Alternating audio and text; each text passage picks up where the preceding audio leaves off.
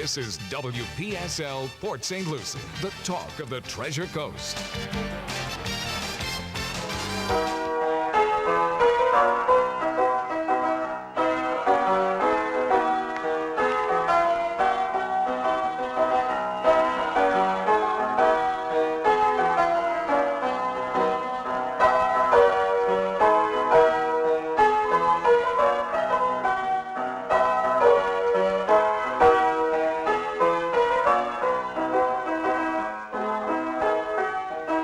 It is 10:07 at WPSL 1590, the talk of the Treasure Coast, and you're on Ask a Rabbi. And this is Rabbi Shafir Lobb of Congregation Eitz Chayim, your Jewish home on the Treasure Coast. And for those who've asked, Eitz Chayim means tree of life. There you go. Yeah. Right. You're a hottie today. I am. Love that outfit. Well, thank the you. Colors are gorgeous. It goes well with the background. It does. Fits in well with Florida. It does. And my hair, for whatever reason, is also looking a little bit reddish this morning. So, yeah. Well, hey, it's a little cooler, and It is. yeah, it's nice. Yeah, I did not have the air or the heat on in the car. That was a nice... Yeah, isn't that neat? Yeah. Well, I had the window down the other day, and I thought, wow. Yeah. This is Nice. Southern California weather. Nice when you can do that. Yeah. Well, So. we can't do it very often. I got that. Oh, wow. Yeah. Anyway, So how's it going? it is going well. We are, tonight we are actually doing Shabbat under the stars. Oh, so cool. What a perfect night for It that. is. It's going to be. Last time it was a tad cold and windy, and we did it in fall, and we're doing it again now. We're doing it over on Village Parkway, right near the hospital. There's that little area. So It's like we'll a have little dinner. park There's a area, little right? park area there. So we'll have dinner first. Anybody bring your own dinner. Grab it from one of the great restaurants in the Tradition area or elsewhere, and come join us. Dinner at 6:30, and then we'll break out into a service about 7:30. Cool. It won't be a long service, of course. It never is for Under the Stars, but hopefully an enjoyable one. Okay, I'm checking Yeah. your weather Ah. for tonight. And does it At 6 o'clock, it's 79. perfect? And at 7 o'clock, it's 76. I think that sounds like a wonderful Florida evening. Whoa, that's perfect for you. And then we're doing something, I was thinking about it today. Our congregation is hitting 8 years old. We're going to be 8 years old this Wow. summer. It's kind of amazing. And 8 years ago, we actually were not a congregation yet. We were a chavurah. A chavurah is just a group of friends who get together. And at that time, what we did was that we got together on one Saturday a month and one Sunday night a month, Okay. both in the evening. The Saturday night was to do something called Havdalah, which means to separate, and it's to say goodbye to the Shabbat and get back into the week mode at Saturday night. Okay. And we're going to be doing that at Coffee Grind in Tradition at Boy, I don't even know 6:30. where that is. It's Is it in the public center? it's in that it's in the general area. Okay. Yeah, Coffee Grind. Just Cool. look it up, Coffee Grind Tradition. Yeah, I'll take a look at it. And that starts at 6:30, run probably a couple hours, and they are being really kind. It's after they're normally closed, but they have a barista who's going to be on duty, and so you can get coffees and all of the great stuff from Coffee Grind, and you're welcome to bring something else, something to share, and we'll just schmooze and say goodbye to Shabbat, go back to our congregational roots, and remember the times that we used to do that. Well, you could always just head on down to Pastaio and get some homemade pasta there. There you go. Lots of different things you can do. Yeah, there's all sorts of things you could do there. Wow. Coffee Grind. Yeah, I'll definitely have to check that Yeah, out. that's Saturday night, this Saturday. Okay. We're going to hopefully start to do this once a month, get back to our roots. It was something that members in the congregation had expressed that we missed. We missed doing that. Back in July of 2015, we decided to become a full-fledged congregation instead of just a chavurah. And, Wow. so Gone by so quickly. it has gone, it's a blink of an eye. And my phone reminded me of that because we had taken a vacation down to Key West in May of 2015. I saw your post on Facebook. And yeah. It's I think about all of the different things. Time just flies anymore. Of course, that is the sign of being 903, as I tell my students, that the older you get, the faster time. Well, that crazy pandemic screwed things up, too. It did. It did. It changed a lot of habits for people. My class at Kaiser, actually, my students, did some amazing interviews of people to help to help learn what it is that COVID did to change people. Oh. And we haven't finished tabulating all of the data and doing the analysis on it, but there was a lot of shifting. There are still people who are afraid to come into crowds as a result of the pandemic. They're still concerned, and maybe at a gut level, still. And there's, of course, anti-maskers out there still, because there are still folks. Yeah, I walked in to buy some crickets for my bearded dragon yesterday at PetSmart, and one of the women there was wearing a mask, and it made me think of the discussion of masks that was going on in the interviews during the one. Basically, the way that class works is my students do actual research, so they interview people, and I'm just kind of there half listening in to supervising. Now, where do they go to interview these people? This particular one, they interviewed students coming and going from Kaiser. Oh, okay. Because it's a cross section and peer to peer. It's less frightening for the students for their initial dive into data gathering, and these are all recorded, I take it. Yeah, they recorded the interviews, and then they are transcribing them now. And then we will be analyzing it and doing some, And they're also working on their lit review. They're going to put this whole thing together. It's a wonderful chance for students to get hands-on in an undergrad setting. Now, how many of your Kaiser folks are second career people?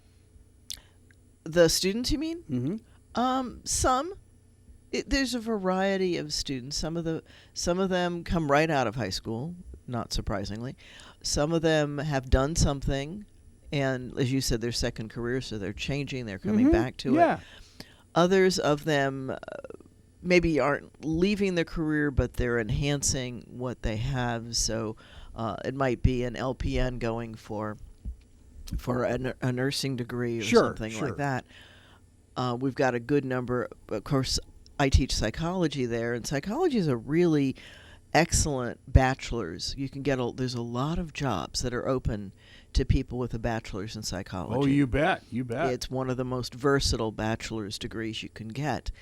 And the program director and I were actually having a discussion yesterday how to maximize the job potential for our students even before they get their bachelor's, because there's a number of things that you can do in the field of psychology once you have your AA. So we're gonna try to that's not the right, it sounds wrong. Trying to organize the course flow to help the students get an AA, those who were straight bachelors, get an AA first and then continue on to their bachelor's. Because with an AA, they can become, there are some different, they can become an addictions counselor, for example, with some supervision and some intern hours. So we want to do that. We want to maximize the employability of the graduates. So that's kind of a cool thing. Yeah, and of course there's that big Hanley Center in West Palm. So I'm sure they look for people all the time. And there's a number of them here on the Treasure Coast that are actually actively looking for people with some psychology training and they offer the supervision for the students to help them get their licenses. So I think that's a great way to go. And it also helps the students get some actual hands-on and see what it's like out in the big wide world. It would be fascinating to bring a student in here and see how that study went. Okay. I just think I think that's amazing, actually. I'll ask my students and see if any of them want to come in as a guest. I think that'd be fun. Yeah, because, there again, you can't ask for anything more contemporary than, the whole COVID issue. Well, that's right. Well, and my students have done a number of different research things. One of the things that I'll say with Kaiser, two things. One, the classes are smaller. I mean, I love teaching at IRSC, don't get me wrong. I've been an IRSC adjunct for almost as long as I've been in Port St. Lucie, and I love my students and I love teaching there. As a matter of fact, I'm going to go to an adjunct appreciation. It was Adjunct of the Year a few years ago, and kind of really honored by that. So I love my IRSC students, and they've got excellent programs. It's clearly one of the top colleges, not only in Florida, but in the country, thanks to that Aspen Award recognizing that. But Kaiser offers something a little bit different because of the class size and the way that it's set up. The students get a lot of hands-on kinds of experiences, like the doing some actual research. I do a lot of side tutoring with people who are working on their PhDs. It's one of the things I'm totally crazy at. I love to teach, and You never stop. I don't can't stop. believe it. I don't know when you sleep. Well, I do. I love my sleep. I love my sleep. At least you don't have the Chinese students No. overnights that blocked your sleep. And I love teaching them too, but you're right. That one was costing me health, and I had to shift it. And I'm glad that I did. I love being at Kaiser. So the idea of being able to get some hands-on, it's something like we have a couple of different classes. This is a writing class that I'm teaching now. It's a psychology. It's in the psychology field, writing and getting published. Sure. In psychology, which is important for folks. It's important to be part of moving the science forward. And so what I don't want is what I see among my graduate students that I help. Some of them are APA issues, and that's understandable, kind of. You should have nailed that down in undergrad, but not all schools stress it. I do both at IRSC and at Kaiser. And but getting hands-on and knowing how to do research, how to do transcriptions, how to do interviews, knowing all of that, you would think they would do a better job of teaching it at grad school. But having worked with students from a number of different universities, and even looking back at my own doctoral education, it was a good thing I knew how to do it when I got into the program. And so I want to make sure that my students know how to do it when they hit grad school. There you go. And I guess grad school is depending on you learning it in undergrad, and undergrad saying, well, if you go to grad school, you'll learn it there. And somehow it's falling between the cracks. Well, I'll tell you, Dr. Moore dropped a couple bombs in our halftime interviews, which he's sort of hinted at it in the past. And, of course, we all know about the nursing is going to be, quadrupling in size, I guess, in St. Lucie West on the Pruitt campus. But that we will have a medical college brought here, actually a med school. And it will be headed by his old friend from Auburn University. Is that going to be a separate college then? It's going to be a separate college, yeah, on the IRSC campus. They're trying to figure out a location now.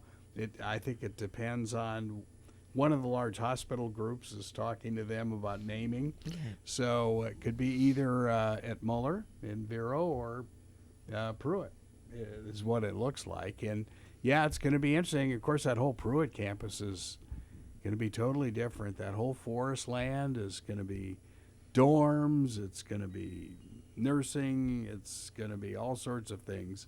So yeah, your campus there is going to change dramatically.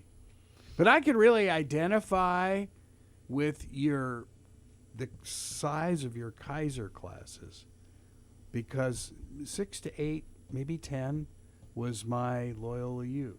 Mm-hmm. Especially psych. Yeah. Yeah. It's there's a big value in having the smaller classes.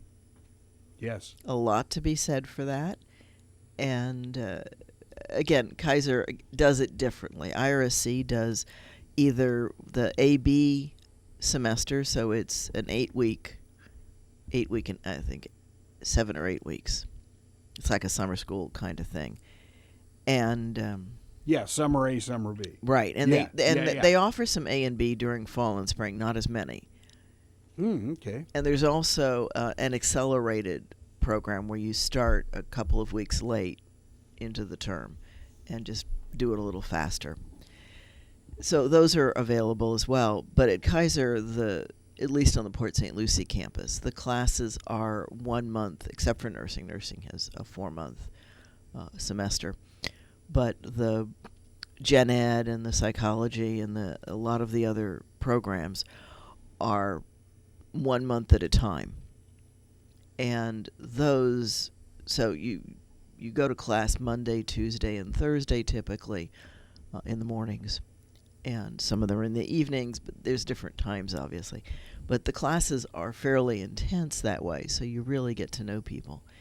And having that chunk of time is a different environment. You get into a subject and you get into it fairly deeply. And, it's just a different approach. It's funny, on Twitter, I've been going back and forth with this former IRSC basketball player who's at Fordham. So he's got his bachelor's. He's coming back to Fordham for his senior year, and he'll be done with his master's program, and he graduates. I think it's amazing. It's like, okay. Yeah. Well, I do tell people in the area that the dual enroll program is so important. Oh, yes. If I had that, I hate to think of how different it would have been. Would have been nice. Graduating high school with an AA. I mean, I had a ton of AP classes because I knew I was college bound. And in the end, those didn't amount to much of anything. Basically, all they did was I still had to get the college credits, and I just ended up in higher classes because I'd had the AP. So you got into honors, but yeah. Oh wow, yeah. Oh yeah. The parents out there, if you're out driving around, definitely look into dual enroll. Yeah. If your student is a freshman or sophomore, make sure that they look into it for junior and senior year. There's a grade requirement that they have to have in order to be in it. And learning those things early, it's harder on the professors because the students are not as ready for college, but it's a great step up for the students.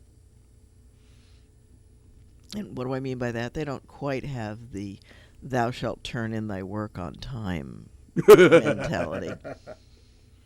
Well, some do, some don't.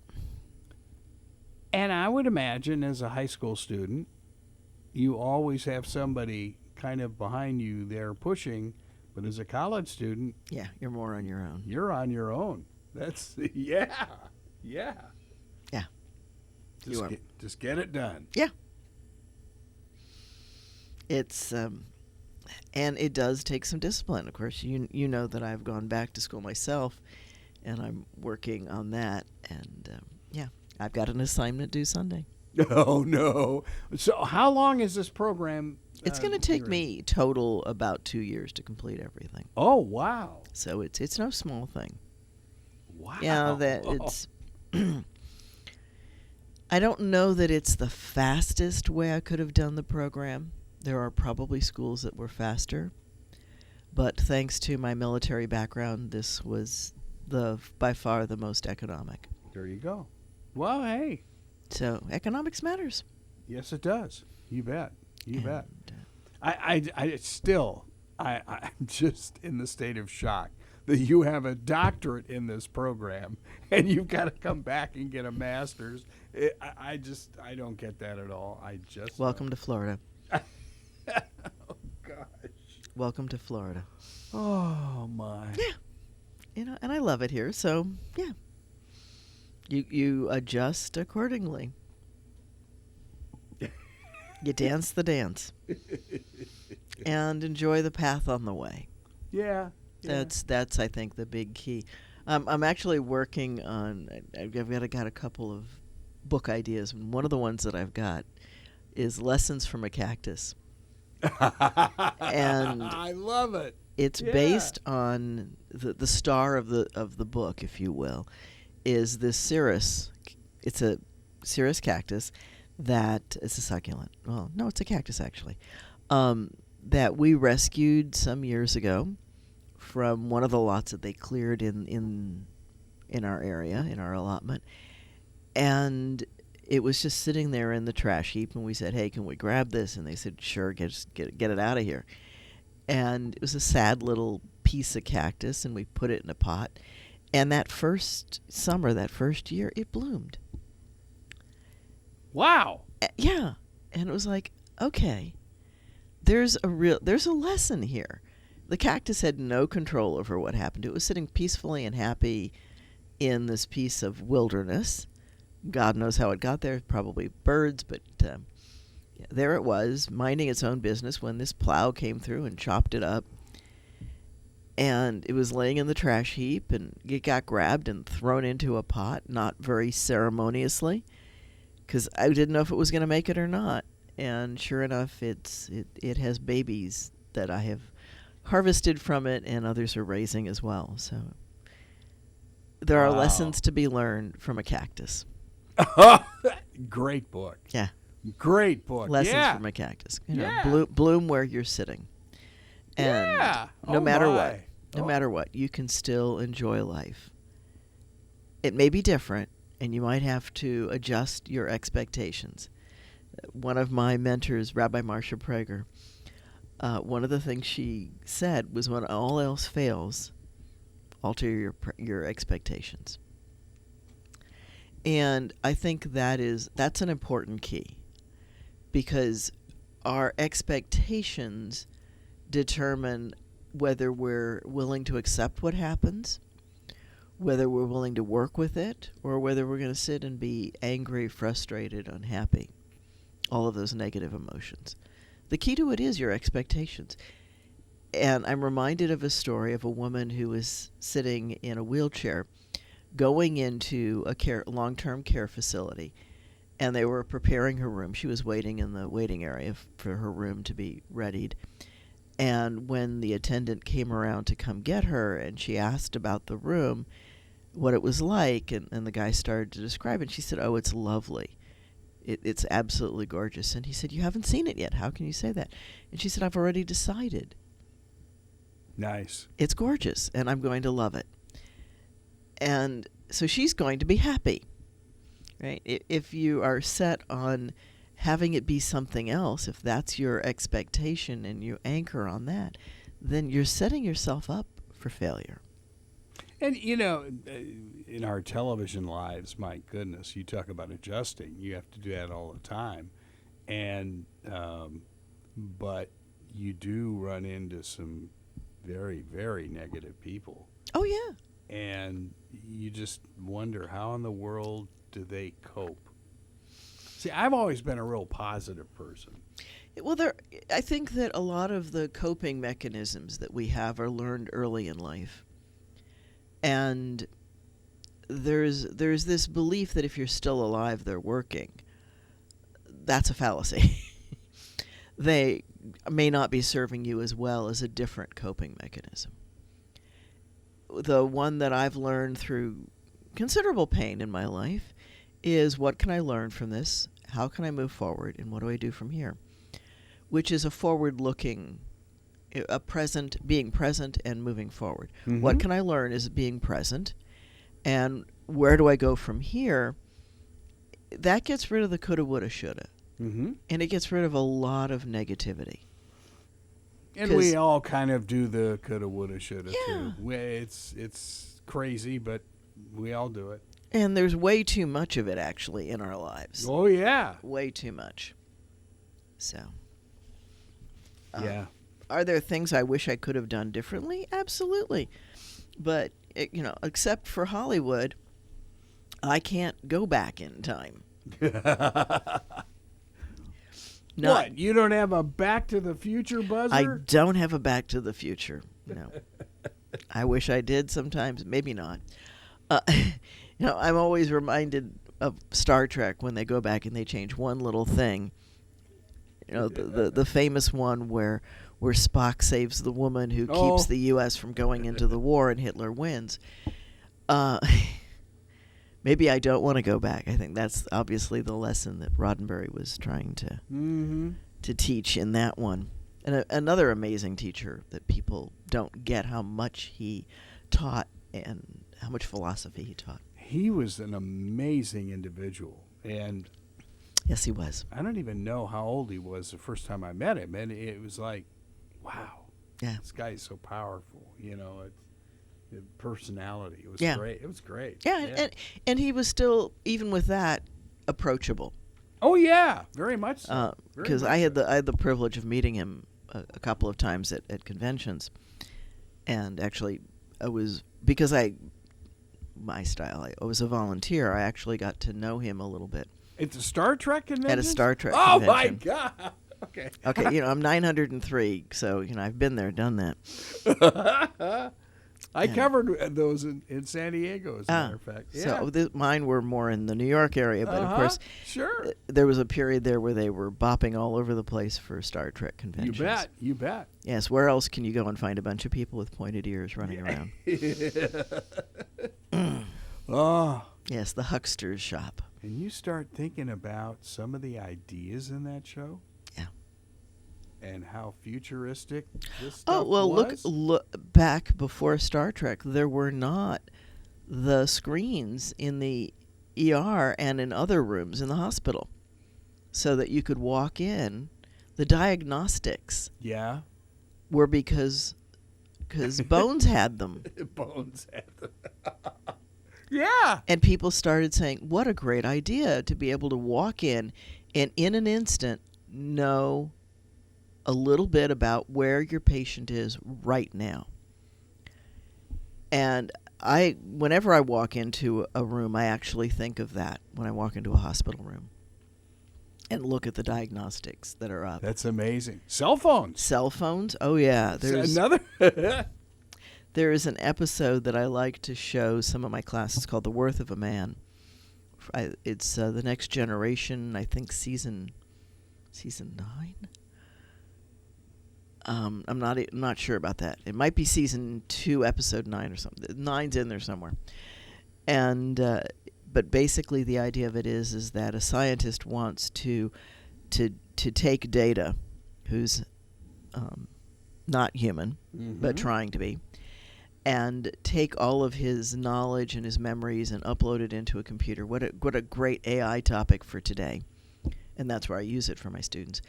But and Data doesn't want it because this guy can't guarantee that he can capture the essence of the experiences, the intangibles.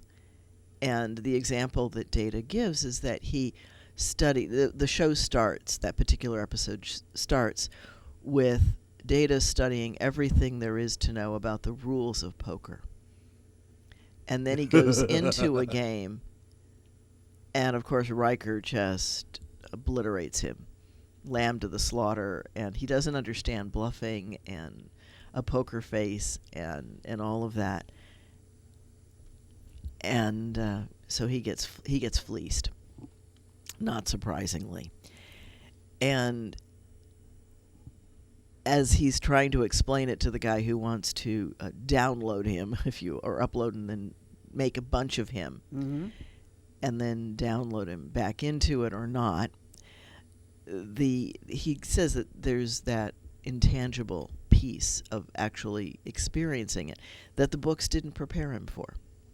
Okay. And I guess you could say that that's why I make my students, it's come full circle, that's why I make my students do some research at Kaiser, because that's the lived experience that they're going to remember. That's going to be part of how they move forward. And that works no matter what you're doing. So now I'm going to really take the flip on it, and I'm going to say that's why it's important to have a Passover Seder and that is coming up, and we are doing a community Seder. You can go on our website, www.eitzchayim.org, eitzchayim.org, and there's a link right there that says register for the Seder. It's $36, and that'll get you. It's going to be a buffet of chicken, brisket, and salmon, and a vegan option. And nice. Yeah, so that'll be a meal plus the full ritual service. Service starting at 6, dinner 7-ish. We eat during the service because there's a variety of things that go on. And I jokingly call it Ashkefardik because there's parts of the Seder, there are Ashkenazi traditions in a Seder, and there are Sephardi traditions in a service, and we do some of both. Huh, okay. So it's not like everybody else's Seder. And as I have pointed out other times, if you read the Haggadah from cover to cover, you have not fulfilled the requirement. The requirement is telling your own story, participating, and reliving your experiences of coming out of the dark places in your life. So it's a transformative event. When is that? And that is April. It's the first, I think it's a Tuesday or a Wednesday. I'm not sure. The date's correct on the website. Okay.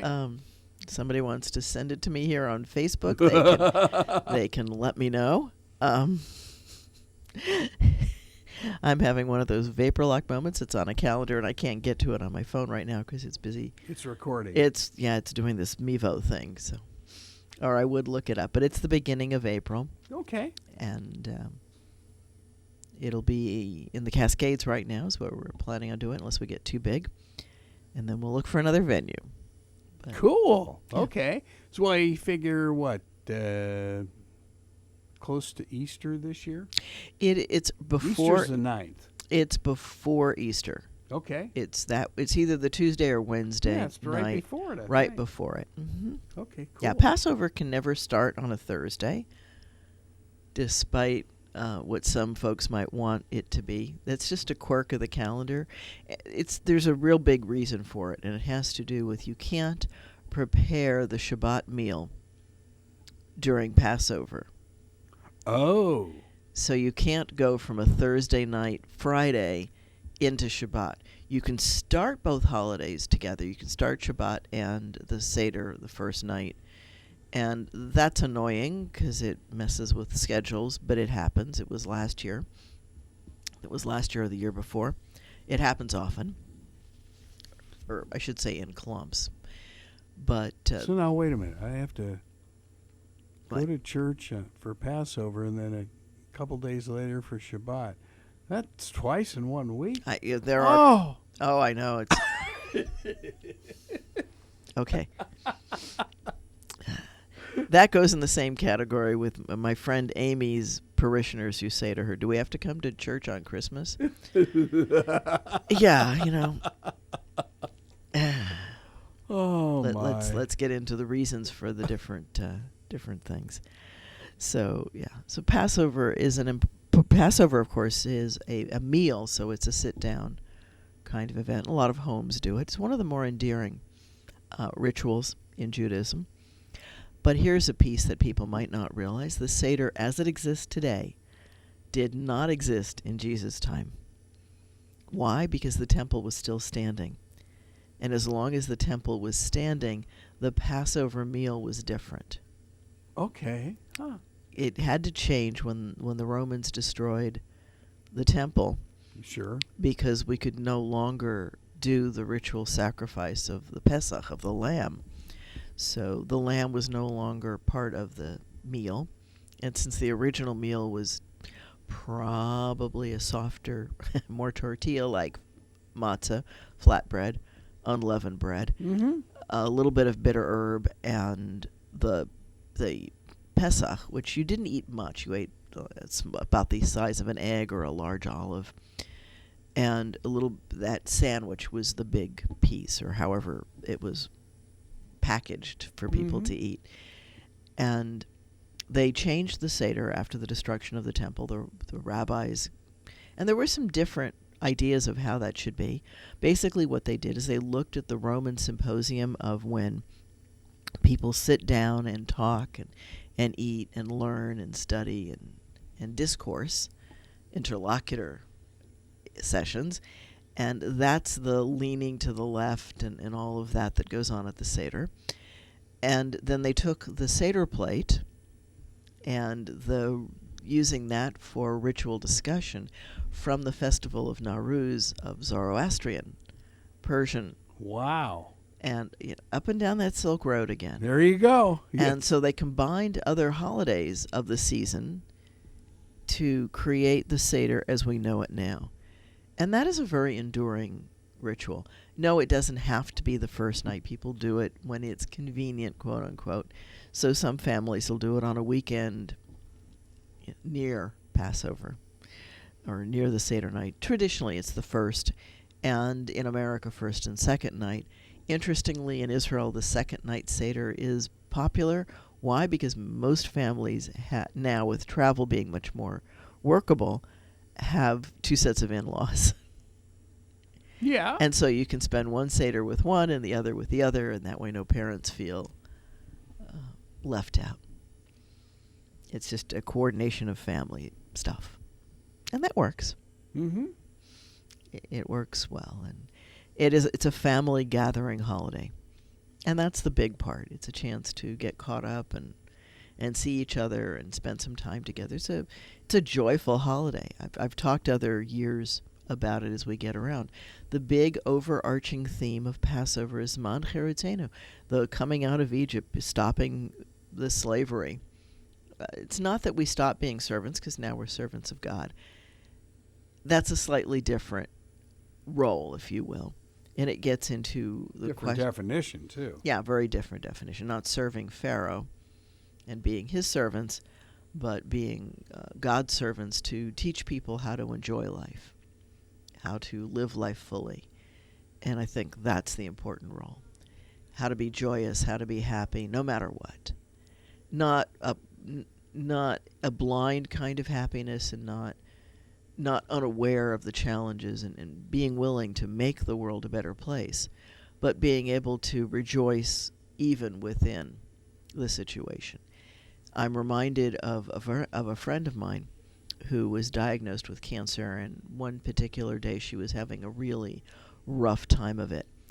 And this wonderful nurse came around the desk when she had come in for the chemo at the cancer center and zipped around the counter and looked at her and said, "Did you wake up today?" And she said, "Yeah." She said, "Did you know who you were?" She said, "Yeah." She said, "It's a good day." Nice. That is nice. And it's all in perspective. Sure. So that gets back to the thing you were talking about earlier about people who are always angry. That's their coping mechanism, to get angry. It may not be the best idea. I can also remember sitting and doing... May not? May. Come on. I'm trying to be nice here. You're making this a challenge. I was working with somebody who was in the process of multiple marriages and facing another divorce. And I'm sitting with them in a counseling session, and they say to me, "Well, why should I change anything that I do? This has worked for me." And I'm like, what part of you thinks this is working? What part of you thinks that you can't be happier with a slightly different response? Not that you shouldn't be you, but is there a different coping mechanism you can use that maybe won't add to your expenses, to your agony, or do you enjoy? And I don't think it comes back to the basic human needs that we have.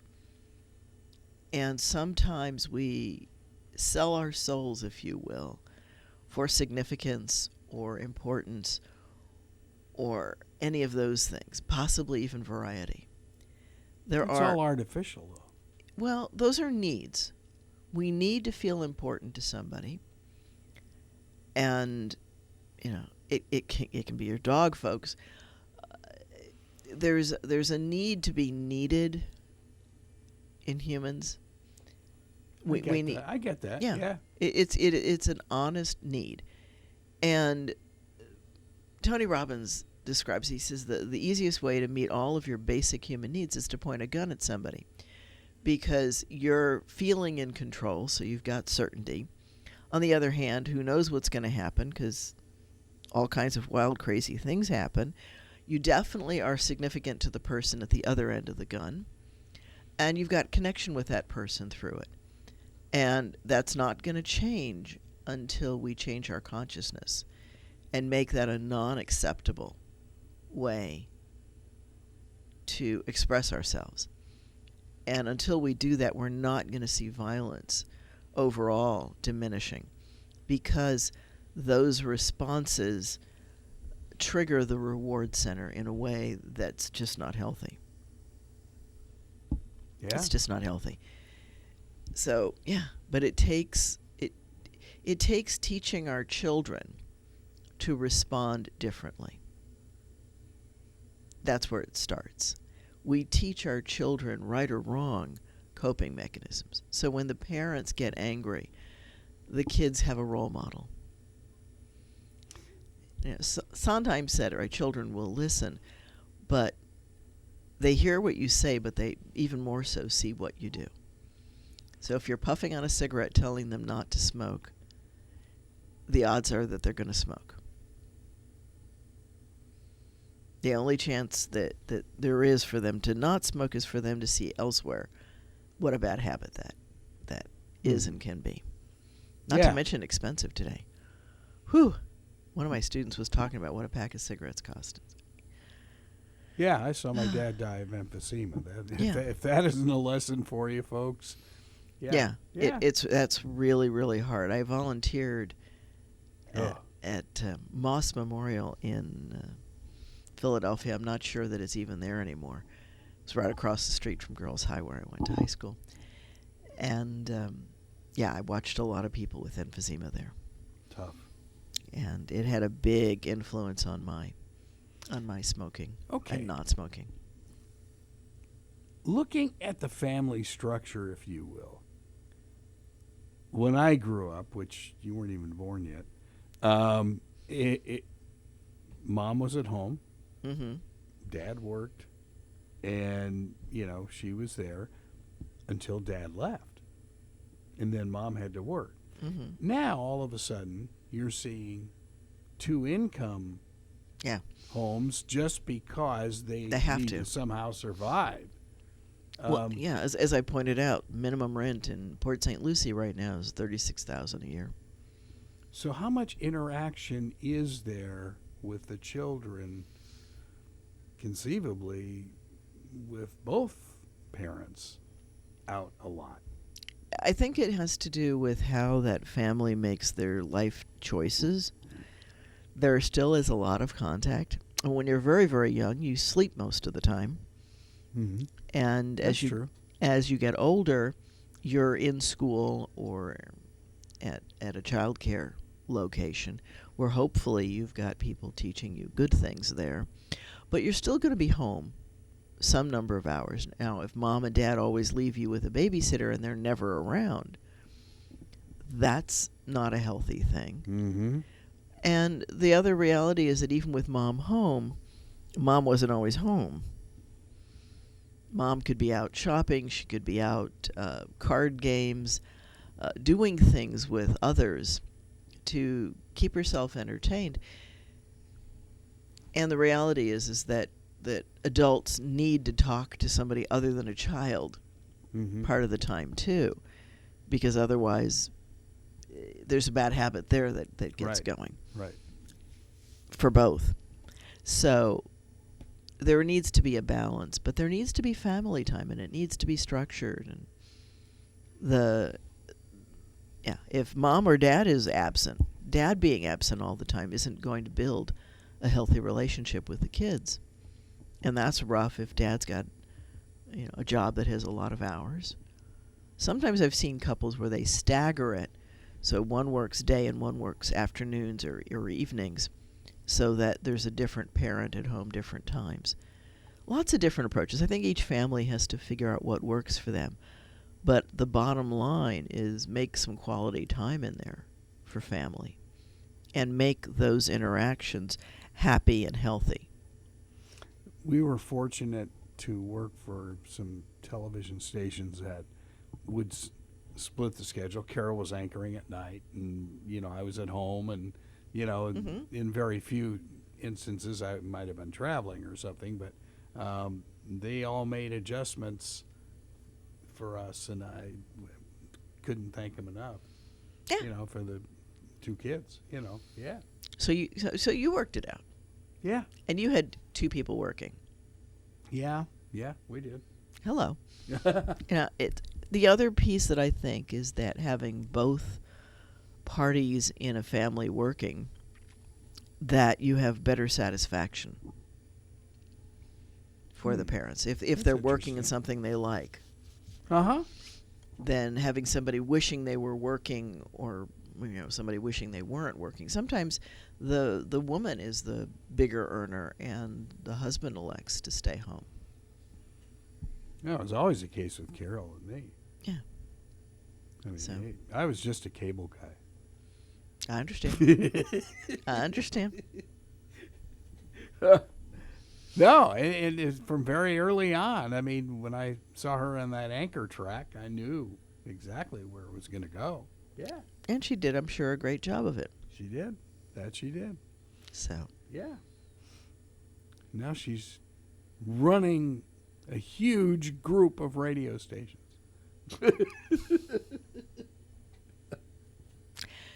Life takes interesting turns. It does. It does. And I think the piece is to enjoy the journey. Yeah.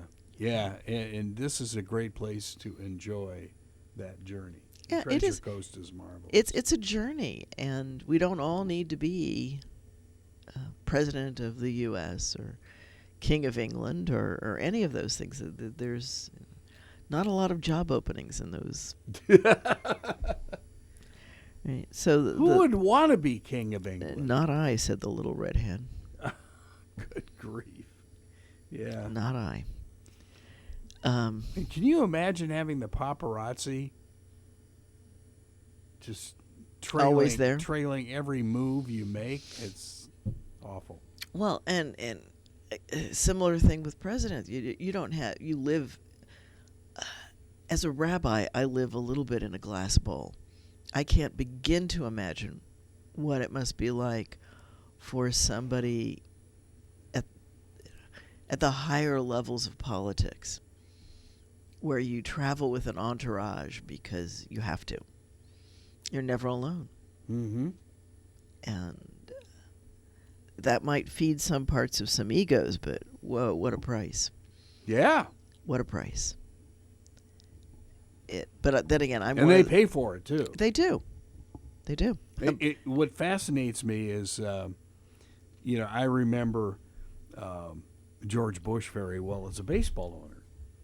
Okay. And he and his wife, I used to see them all the time when he was with the Texas Rangers. And bouncing around young and stuff. And then you can almost see year after year in the White House how much older he looked. Oh, yeah. I mean, it ages you. It ages you tremendously. I mean, look at Obama. Yeah. Oh, yeah. All gray hair now. Yeah. It's like, oh, my goodness. What happened to this young guy? Yeah. Yeah. Yeah. Young and, as you said, bouncy. And that is a tremendous weight. And it in some ways it reminds me of there's a couple of scenes in West Wing where they talk about, right, the person who will do a good job in president has to be someone who doesn't really want it, but is willing to step up and take the responsibility seriously. Mm-hmm. Right, which is why the show starts out with trying to convince him to run. Sure. That was an amazing show. That was an amazing show. Just the writing. I mean, everything about it was incredible. And there were so many subtle pieces in there, like there's a piece dealing with American Indians in there, where they recognize all of the injustice that's been done and all the very unfair dealings and the broken treaties, and also the recognition that we can't repair that quickly. We can't. Wow. Yeah, we can't just turn left and change the direction of things. That it has to be handled and managed in certain ways. And there were times that, and I'm forgetting the name of the woman who becomes the press. Yeah. CJ. And the times that she disagrees and she has these